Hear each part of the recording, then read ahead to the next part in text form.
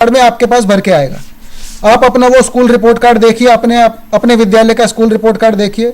अब उस school report card का करना क्या है? वो स्कूल रिपोर्ट कार्ड आपने सिर्फ वेरीफाई करने के लिए नहीं यूज करना है। आपने उसको अलमारी में नहीं बंद करके रखना है, आपने उसको फाइल में बंद करके नहीं रखना है। आपने वो स्कूल रिपोर्ट कार्ड अपने विद्यालय के नोटिस बोर्ड पे लगा देना है। हो सके तो उसको थोड़ा एनलार्ज करवा के, आजकल फ्लैक्स के बोर्ड बनते हैं, जैसे फ्लैक्स के ऊपर प्रिंट करवा के स्कूल रिपोर्ट कार्ड, हमने बहुत से स्कूलों में देखा है। वो क्या करते हैं, स्कूल रिपोर्ट कार्ड की एक कॉपी लेके उसको फ्लैक्स का बोर्ड पे बनवा के और विद्यालय में एक प्रोमिनेंट जगह पे लगा देते हैं। उसका फायदा क्या है, कोई भी रिसर्चर या कोई भी अभिभावक, कोई भी पेरेंट, कोई भी आपके विद्यालय के बारे में कुछ जानकारी चाहता है कि इस विद्यालय में कितने बच्चे हैं, टॉयलेट फैसिलिटी कैसी है, इलेक्ट्रिसिटी है कि नहीं, इन सब चीज़ों के लिए उसको बार बार अध्यापक के पास, प्रधानाध्यापक के पास या मैनेजमेंट कमेटी के पास नहीं जाना पड़ेगा। वो सीधा विद्यालय में जो स्कूल रिपोर्ट कार्ड लगा हुआ है, बस स्कूल रिपोर्ट कार्ड को देखेगा और उसको आपके विद्यालय का स्टेटस पूरा पता चल जाएगा। हमने बहुत से विद्यालयों में देखा है कि उन्होंने 4-4, 5-5 साल के विद्यालय के रिपोर्ट कार्ड लगाए हुए हैं, जो डाइस की मार्फत जनरेट होते हैं। डाइस में डेटा आया कहां से? जो आपने दिया है। आपको वो डेटा वेरीफाई करना है। ये जो आंकड़ा संग्रह प्रपत्र है, जो डेटा कैप्चर फॉर्मेट है, इसको भर के सिर्फ आप ये मत सोचिए कि आपने अपना काम खत्म कर दिया। आपने डेटा कैप्चर फॉर्मेट भरा, सीआरसी कोऑर्डिनेटर साहब को दिया, उन्होंने ये डेटा कैप्चर फॉर्मेट चेक करके ब्लॉक को दे दिया, वहां पे एंट्री हो गई या डिस्ट्रिक्ट पे एंट्री हो गई। आपका काम खत्म नहीं हुआ, आपका काम अब शुरू हो गया। विद्यालय में हेडमास्टर साहब का काम अब शुरू हो गया, सीआरसी पे भी काम शुरू हो गया। विद्यालय में कैसे काम शुरू हो गया? अब ये डेटा आपका, जो आपने डेटा प्रोवाइड किया, ये डेटा सिर्फ आपके लेवल पे नहीं रहा, क्लस्टर पे, ब्लॉक पे, डिस्ट्रिक्ट पे, स्टेट पे और नेशनल लेवल पे। नेशनल लेवल पे आने के बाद हम इस डेटा को, जो आपने हमें आंकड़े दिए, उन आंकड़ों को समराइज करके स्कूल वाइज भी, block wise, district wise, state wise एक पूरा आंकड़ा का संग्रह बना के, पूरा अवलोकन करके, पूरा एनालिसिस करके बहुत सारे पब्लिकेशंस निकालते हैं और वो इंटरनेट पे डाल देते हैं। जैसे प्रोफेसर मेहता ने बताया, हम लोग dice.in, www.dice.in, dice.in, वहां पे आपको अपना पूरा data with publication printed form में आपको वहां पे मिलेगा। और ये सिर्फ आप यूज नहीं करते, अब आपने जो डेटा दिया वो पूरी दुनिया यूज करती है। सिर्फ हिंदुस्तान में ही नहीं, हिंदुस्तान से बाहर विदेशों में भी ये डेटा यूज होता है। लोग इस पर रिसर्च करते हैं। अगर हमारा डेटा ही गलत होगा, गलती कहां पे हो सकती है? या तो डेटा कैप्चर फॉर्मेट भरने में या डेटा एंट्री में। इन दो स्थानों के अलावा डेटा में गलती होने का कोई चांस नहीं है। अगर हेडमास्टर साहब ने डेटा सही भरा है, एंट्री में कुछ गलत है, तो भी दिक्कत की बात है। अगर data format, data entry format, data collection format में ही कुछ गलत लिख दिया गया है, या कुछ इस तरह लिखा गया है कि वो डेटा एंट्री ऑपरेटर को समझ नहीं आ रहा है, तो डेटा एंट्री में गलती होने के चांसेस हैं। हेडमास्टर साहब से बस एक ये निवेदन है कि जो डेटा कैप्चर फॉर्मेट आपको मिलेगा, आपको उसको पूरा एक एक कॉलम, हर एक कॉलम देखना है कि आपने पिछली बार जो लिखा था उसमें से कुछ वैल्यू चेंज होके तो नहीं आई है। आपको वो पूरा फॉर्मेट देखना है और पूरे फॉर्मेट में एक एक कॉलम पे चर्चा करने से पहले हम एक और चीज़ देख लें कि हमारा टाइम शेड्यूल क्या होगा। कब आपको फॉर्मेट मिलेगा, कितने दिन में आपने फॉर्मेट भर के दे देना है क्लस्टर लेवल पे। क्लस्टर लेवल पे जो क्लस्टर रिसोर्स सेंटर कोऑर्डिनेटर है, वो उस फॉर्मेट का क्या करेंगे? ऐसा नहीं है कि बस क्लस्टर रिसोर्स सेंटर कोऑर्डिनेटर ने हेडमास्टर साहब से फॉर्मेट लिया और ब्लॉक लेवल को दे दिया। उनका काम सिर्फ ये नहीं है कि बस फॉर्मेट लो, कलेक्ट करो और डेटा ऊपर दे दो, ऐसा नहीं है। क्लस्टर रिसोर्स सेंटर कोऑर्डिनेटर साहब का सबसे ज्यादा इंपॉर्टेंट रोल है पूरे डाइस सिस्टम में। जब डेटा कैप्चर फॉर्मेट हेडमास्टर साहब ने भर दिया, उसके बाद क्लस्टर रिसोर्स सेंटर कोऑर्डिनेटर की रिस्पॉन्सिबिलिटी बनती है, जिम्मेवारी बनती है कि वो उस डेटा कैप्चर फॉर्मेट के हर कॉलम को एक एक करके चेक करे, किसी कॉलम को खाली तो नहीं छोड़ा है। अगर कोई कॉलम खाली छोड़ा है तो क्लस्टर रिसोर्स सेंटर साहब क्या कर सकते हैं? कैसे हेडमास्टर से बात करेंगे? आप अगर देखोगे पिछले साल भी डेटा कैप्चर फॉर्मेट में आंकड़ा संग्रह प्रपत्र में डाइस में रिस्पोंडेंट का फोन नंबर मतलब मोबाइल नंबर या लैंडलाइन नंबर या हेडमास्टर का फोन नंबर या लैंडलाइन नंबर ऑफिस का, विद्यालय का, वो लिखा होता है, वो आप ही भरते हैं। अगर आप वो करेक्ट लैंडलाइन नंबर, दूरभाष नंबर या करेक्ट मोबाइल नंबर अगर आप उसमें लिख के दे देते हैं डेटा कैप्चर फॉर्मेट में, तो जब डेटा एंट्री हो रही है डेटा कैप्चर फॉर्मेट से, जब कंप्यूटर में डेटा डाल रहे हैं कंप्यूटर ऑपरेटर, अगर उस टाइम उन्हें कुछ वैल्यू समझ नहीं आती है, वो आपसे बात करके उस प्रॉब्लम को, वो जो उनको लग रहा है कि ये वैल्यू समझ नहीं आ रही है, वो उस प्रॉब्लम को आपसे पूछ के सॉल्व कर सकते हैं। तो आप करेक्ट फ़ोन नंबर दीजिए, करेक्ट लैंडलाइन नंबर दीजिए, करेक्ट मोबाइल नंबर दीजिए। ये मोबाइल नंबर्स हम किसी के साथ शेयर नहीं करते हैं, ये सिर्फ एजुकेशन डेटा में, डेटाबेस में रहता है, और ये सिर्फ काम आता है आपके क्लस्टर रिसोर्स सेंटर कोऑर्डिनेटर साहब के, ब्लॉक रिसोर्स सेंटर पे या डिस्ट्रिक्ट लेवल पे, स्टेट लेवल तक आपके काम आता है, आप ही के भाइयों के काम आता है। इस नंबर का कोई दुरुपयोग नहीं होता है। डेटा कैप्चर फॉर्मेट भर दिया आपने, स्कूल रिपोर्ट कार्ड फॉर्मेट भी आपको मिल गया, सीआरसी कोऑर्डिनेटर साहब का काम है डेटा कैप्चर फॉर्मेट एक एक चेक करना, क्योंकि एक सीआरसी कोऑर्डिनेटर साहब के पास ज़्यादा से ज़्यादा 10, 12, 15, 20 या 25 से ज़्यादा स्कूल उनके दायरे में नहीं आते। अगर एक क्लस्टर रिसोर्स सेंटर कोऑर्डिनेटर साहब 25 स्कूलों का भरा हुआ डेटा कैप्चर फॉर्मेट ठीक से चेक कर देते हैं, और वहीं पे वो फर्स्ट लेवल है डेटा कैप्चर फॉर्मेट की चेकिंग करने का। अगर वहीं पे डेटा ठीक से चेक हो जाए तो उसके आगे कोई भी डेटा में प्रॉब्लम होने की गुंजाइश नहीं बचती है। अगर data capture format cluster resource centre coordinator साहब ठीक से चेक कर देते हैं, उसके बाद वो डेटा कैप्चर फॉर्मेट का बंडल 20 या 25 जितने भी स्कूल्स का डेटा कैप्चर फॉर्मेट है वो आप ब्लॉक लेवल पे दे देते हैं। अगर आपके राज्य में ब्लॉक लेवल पे MIS यूनिट है जहाँ पे कंप्यूटर ऑपरेटर है या प्रोग्रामर भी है और डाइस सॉफ्टवेयर है, तो आप वहाँ पे अपने आंकड़ा संग्रह प्रपत्र, अपने डेटा कैप्चर फॉर्मेट की एंट्री करवा सकते हैं।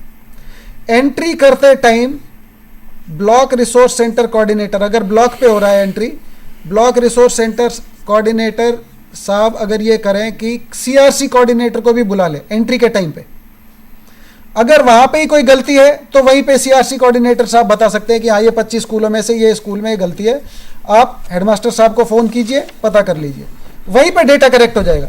एक बार डेटा एंट्री करेक्ट हो गई, उसके बाद आपका डेटा की क्वालिटी देखिए किस तरह बढ़ती है। डेटा क्वालिटी बढ़ाने का ये मतलब नहीं है कि अगर आपके विद्यालय में टॉयलेट फैसिलिटी नहीं है तो आप लिख दें कि हाँ टॉयलेट फैसिलिटी है, इससे डेटा क्वालिटी नहीं बढ़ेगी। हमें फैक्ट्स बताने हैं। हम ये नहीं कह रहे कि आप सिर्फ ये बताइए कि कितने स्कूल्स में, कितने विद्यालयों में पानी की सुविधा नहीं है और हम उनको पानी दे देंगे। आपको अपना फैक्ट बताना है। आपके विद्यालय में अगर पानी पीने के लिए, विद्यालय में बच्चों के पानी पीने के लिए चाहे टूटी का प्रयोग हो रहा है, चाहे जग भर के रखा हुआ है, चाहे मटके में पानी है, सुराही में पानी है, या नलकूप, हैंडपंप के थ्रू पानी मुहैया कराया जाता है, लेकिन पानी पीने की फैसिलिटी है कि नहीं, इस तरह के कॉलम्स बताने हैं। ये चीज़ें आपको बतानी है। अगर सीआरसी कोऑर्डिनेटर साहब आपको डेटा कैप्चर फॉर्मेट सिर्फ दे देते हैं और स्कूल रिपोर्ट कार्ड नहीं देते हैं, तो आप क्या करोगे? हेडमास्टर साहब को ये भी एक इंफॉर्मेशन देते हुए हमें हर्ष होता है, आपने जितना डेटा पिछली बार दिया 2012-13 में, 2011-12 में, 2005-6, 1994 से जो डेटा आप देते आए हो, वो सारा डेटा, वो सारे स्कूल रिपोर्ट कार्ड्स हमारी वेबसाइट schoolreportcards.in पर भी अवेलेबल है। अगर सीआरसी कोऑर्डिनेटर साहब आपको आपके विद्यालय का स्कूल रिपोर्ट कार्ड नहीं देते डेटा कैप्चर फॉर्मेट के साथ 2012-13 का, आप schoolreportcards.in पे जाइए, अपने विद्यालय का कोड डालिए 11 डिजिट का, आपके विद्यालय का एक पेज का स्कूल रिपोर्ट कार्ड आपके सामने होगा। आप उसको प्रिंट करिए, उसको ऐसे यूज करिए जैसे अभी बताया गया। अब अगर हम इंप्लीमेंटेशन शेड्यूल देखें, क्योंकि कोई भी काम करने के लिए हमारे जीवन में भी हम क्या करते हैं, कुछ प्लान बनाते हैं, एक टाइमलाइन बनाते हैं, समय सारणी बनाते हैं। वो समय सारणी हमने एक रूपरेखा तैयार की है कि कब तक क्या क्या हो जाना चाहिए, जिससे कि 2013-14 का डेटा, 30 सितंबर 2013 का डेटा जो आप फर्स्ट वीक ऑफ अक्टूबर से कलेक्ट करना शुरू करेंगे, वो नेशनल लेवल तक कब पहुंच जाए, स्टेट लेवल पे कब हो अवेलेबल हो, डिस्ट्रिक्ट लेवल पे कब हो, ब्लॉक लेवल पे कब अवेलेबल हो, उसके लिए एक समय सारणी बनाई है। यह समय सारणी फ्लेक्सिबल है। फ्लेक्सिबल का मतलब है हम ये नहीं कहते कि आप इन्हीं डेट्स को फाइनल करके अपना काम शुरू कीजिए, हो सकता है आप इससे पहले भी काम खत्म कर लें, अच्छा होगा। हमने जो एक टेम्पलेट जैसा तैयार किया, हमने जो एक रूपरेखा तैयार की है, उसमें हम क्या कहते हैं, डेटा कैप्चर फॉर्मेट सॉफ्टवेयर से प्रिंट होना है। वो प्रिंटिंग डेटा कैप्चर फॉर्मेट की सॉफ्टवेयर से पिछले डेटा के बेस पे 20 सितंबर तक प्रिंट कर ली जाए। यह प्रिंटिंग का काम हेडमास्टर साहब का नहीं है, सीआरसी कोऑर्डिनेटर साहब का भी नहीं है। यह प्रिंटिंग का काम ब्लॉक लेवल या डिस्ट्रिक्ट लेवल, जहां पे आपका डेटा अवेलेबल है कंप्यूटर में, डाइस में, उन लोगों के लिए यह तारीख है कि वो 10 तारीख से 20 तारीख के बीच में, 20 सितंबर तक डेटा कैप्चर फॉर्मेट और इंस्ट्रक्शन मैनुअल। इंस्ट्रक्शन मैनुअल मतलब जो आप डेटा कैप्चर फॉर्मेट आपको मिलेगा, उसमें क्या क्या कॉलम्स में क्या क्या वैल्यूज भरनी है, उनके बारे में जो मार्गदर्शिका है, वो आपको प्रिंट करके 20 सितंबर तक प्रिंटिंग उसकी हो जाए। उसके बाद 20 सितंबर के बाद आप ट्रेनिंग शुरू नहीं करोगे, ट्रेनिंग आप पहले भी शुरू कर सकते हो, क्योंकि आपके पास डेटा कैप्चर फॉर्मेट का एक टेम्पलेट रूपरेखा dice.in पे अवेलेबल है, जो कि आपने पहले से डाउनलोड कर लिया होगा, जो आज आप लेकर भी आए होंगे। क्योंकि अभी जब हम स्कूल रिपोर्ट उस पे डाइस डेटा कैप्चर फॉर्मेट पे चर्चा करेंगे, तो वो डाइस डेटा कैप्चर फॉर्मेट आपके हाथ में होना चाहिए, क्योंकि हम यहां से जब बिंदुवार कॉलम वाइज जब उसके बारे में चर्चा करेंगे, तो आपके पास डेटा कैप्चर फॉर्मेट होना चाहिए, जो कि आप dice.in से डाउनलोड कर सकते हैं, और आपने किया भी होगा। आप अपने स्टेट लेवल से डिस्ट्रिक्ट लेवल की ट्रेनिंग, डिस्ट्रिक्ट लेवल से ब्लॉक लेवल की ट्रेनिंग, ब्लॉक लेवल से सीआरसी साहब की ट्रेनिंग, और सीआरसी कोऑर्डिनेटर साहब, हेडमास्टर साहब की ट्रेनिंग शुरू कर चुके होंगे। अगर नहीं भी शुरू की है, तो आप 10 सितंबर 15 सितंबर तक वो ट्रेनिंग खत्म कर लीजिए।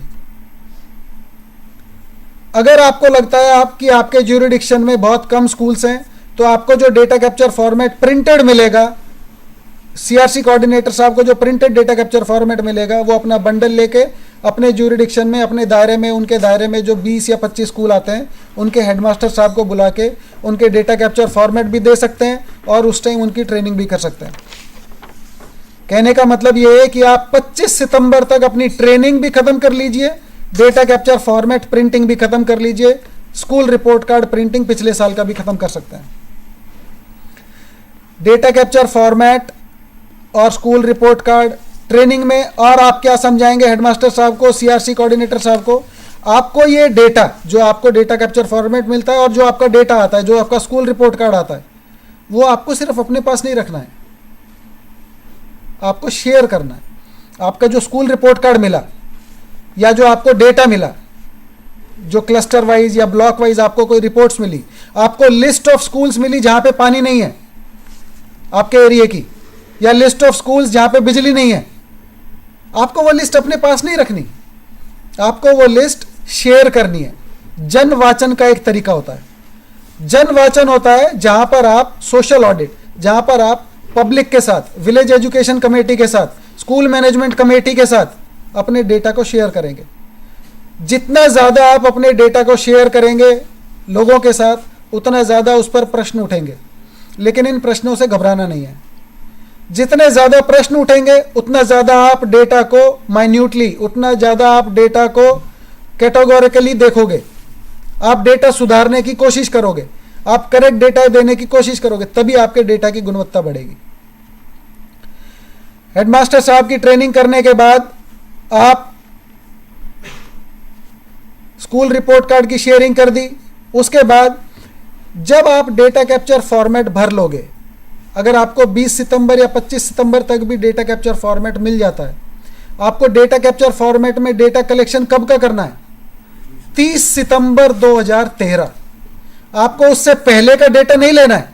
या आप अगर मान लीजिए आप 5 अक्टूबर को आप स्कूल में जाते हैं, आप हेडमास्टर साहब के पास अगर सीआरसी कोऑर्डिनेटर फॉर्मेट भेजते हैं 5 अक्टूबर को, और 5 अक्टूबर को आप डेटा कलेक्ट करते हो, तो आपको 5 अक्टूबर का डेटा नहीं कलेक्ट करना है कि 5 अक्टूबर को विद्यालय में कितने टीचर हैं, या 5 अक्टूबर को विद्यालय में इलेक्ट्रिसिटी है कि नहीं, या 5 अक्टूबर को विद्यालय में टॉयलेट फैसिलिटी है कि नहीं।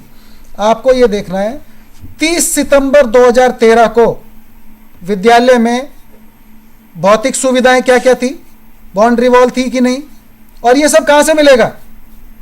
रिकॉर्ड्स में। हर चीज रिकॉर्ड्स में है, रजिस्टर्स में है। एनरोलमेंट, नामांकन, रिपीटर्स आपको रजिस्टर से मिलेंगे। फिजिकल फैसिलिटीज की डिटेल, भौतिक सुविधाओं की डिटेल आपको रजिस्टर से मिलेगी। टोटल क्लासरूम्स आपको रजिस्टर्स में लिखे मिलेंगे। ये सब चीजें आपको रजिस्टर से देख के लिखनी है, आपको अपने मन से नहीं सोच के लिखनी है।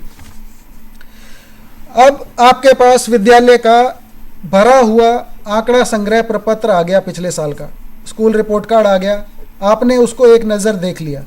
आपने देख लिया कि पिछले साल के डेटा कैप्चर फॉर्मेट में जो अब की बार का 2013 का बन के आया है उसमें, और जो आपने डेटा पिछली बार दिया था उसमें कहीं पे कुछ गलती है। मान लीजिए आपने पिछली बार लिखा था कि हमारे यहाँ पे 5 टोटल क्लासरूम्स हैं जहाँ पे शिक्षा दी जाती है, जहाँ पे शिक्षण कक्ष, आपने टोटल 5 शिक्षण कक्ष लिखे थे। जब आप डेटा कैप्चर फॉर्मेट देखोगे तो जहाँ पे शिक्षण कक्ष के बारे में पूछा गया है, अगर वहाँ पे 6 लिखा हुआ आया है, इसका मतलब है आपने तो 5 लिख के दिया था, लेकिन डेटा एंट्री के टाइम पे वहाँ पे गलती से 6 हो गया है। आप उस इंफॉर्मेशन को करेक्ट करिए। आप करेक्ट कैसे करेंगे? प्रोफेसर मेहता ने सुबह बताया, करेक्ट करने के लिए आपको कुछ काला पीला कुछ नहीं करना है। आप जो इंफॉर्मेशन चेंज करनी है और जो पिछले साल भरी हुई थी उसको सिर्फ एक गोला कर दीजिए, चाहे लाल पेन से, काले पेन से, नीले पेन से, हरे पेन से, सिर्फ इस तरह से गोला कर दीजिए ताकि जब ये data capture format cluster resource centre पे जाए या डेटा एंट्री ऑपरेटर के पास वापस जाए तो उसको एक नज़र में देखते ही पूरे पेज पे पता चल जाए कि पिछले साल के डेटा में